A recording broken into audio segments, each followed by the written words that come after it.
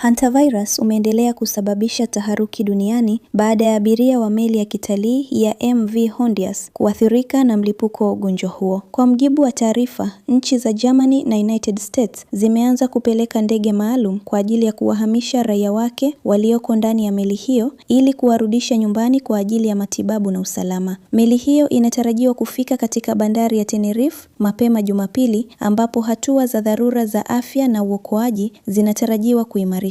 Taarifa zinasema mlipuko huo umeathiri baadhi ya abiria na kuzidisha wasiwasi kuhusu kuenea kwa maambukizi ndani ya safari za baharini za kimataifa. Wataalamu wa afya wanasema hatua za haraka za kuhamisha abiria ni muhimu ili kudhibiti kuenea zaidi kwa ugonjwa huo na kuhakikisha usalama wa safari nyingine za baharini. Kwa sasa, uchunguzi na hatua za dharura za afya zinaendelea ndani ya meli hiyo, huku mchakato wa uokoaji ukiratibiwa na nchi mbalimbali. Mimi ni Magdalena Emmanuel, asante kwa kunifuatilia.